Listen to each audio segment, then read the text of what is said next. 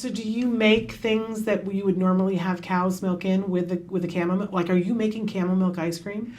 I make camel milk smoothies. I had to, I'm from an Appalachian childhood. They had that homemade ice cream with the peach chunks in it back in the day.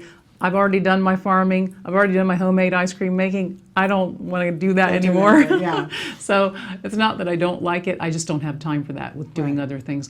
But I do make smoothies out of it. I've made other things out of it. Okay. But to me, I prefer the most natural form of camel milk I can get. But then I also like the wonderful powder for different reasons. So to everything, it's camel milk purpose. Right?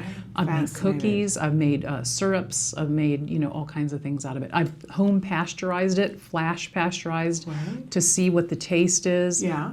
People that are in the food world are interested because they say, well, what does it taste like? And so if you're talking about a raw, natural milk, camel milk, it differs from farm to farm. You can taste the grasses, you can taste the seasons, you can taste the soil a little bit. It's like a fine cheese. Right. So you can taste, sometimes it'll be stage of lactation in the camel. So to me, every one is like a fresh pleasure of just cracking that seal and what's it going to be today.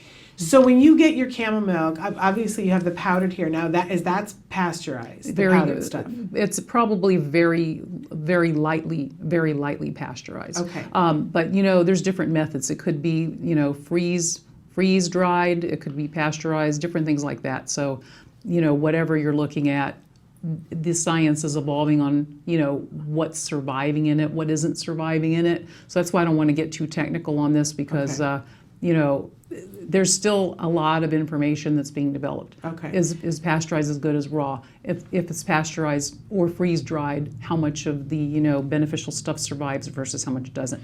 So, but when you get yours, are you getting it fresh, frozen, pasteurized, not pasteurized? I get it all different ways. I get it from all different people. I get it all different ways. Okay. So I like to try it all. And does it have a layer of cream? You know what? That's interesting because my first milk from the Bedouins, the bottle was coated with the white creamy fat, and they told me scrape that stuff out because it's probably got a lot of healing stuff in it. Okay, so scrape it out to eat it, not scrape it out to get rid of it. Never waste it, never waste it. Okay. And to me, that was really powerful milk. Really powerful. And is it just creamy or does it taste good? You know what? It was fine. It tasted great. But here's the thing that was so interesting. Before I'd ever had camel milk, it was very strange because I was saving it for my son, but I thought, okay, I have to at least try this, right?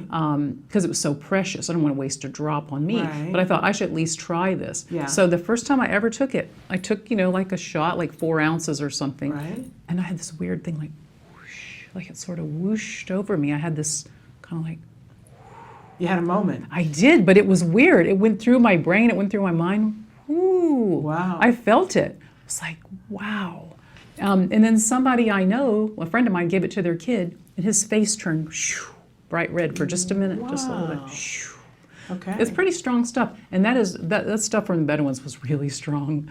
That's really strong milk. But fascinating. But all of it is if works. That's the good part. So yeah, some of our farms now in the United States, they're getting that fat composition, and I love to see it in the bottles. I'm like, oh yeah, you're doing great there, pal. The elixir. Well, we talked during the break. I want to go to a camel farm. I love camels in general. When I was a child, I wanted a camel. I don't know why. Wow, that's amazing. But I did. I don't know why. And I've always been fascinated by, because they say camels spit. So you shouldn't get too close to them, but I always have wanted to be close enough to be spit on by a camel. Like, not because I want to be spit on by a camel, but I want to be that close. Well, you can be that close. You don't need to get spit on by a camel. Okay. The whole spit thing is even like a little bit, controversial because people that love camels will say they don't spit, they just get stressed and saliva comes out of their mouth. And other people are like, it was angry and it spit on me. But whatever it is, it's all good, and it's how the camel's being handled and how you get close to it. So we got to make that happen. Okay, so if people want to get camel milk, what do you recommend? Is there like a camel milk site that they can go to and find out if there's something near them? You know what? I recommend that they write to me. Okay. And then what I like to do is determine where they are. because Okay. if you can order it, I love to support the farmers who are living on the land and doing it. I call them the American pastoralists, the Amish and people that are living on the land like that.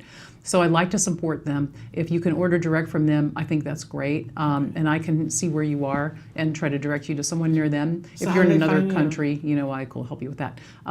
Just write to me at cadams@xiqllc.com.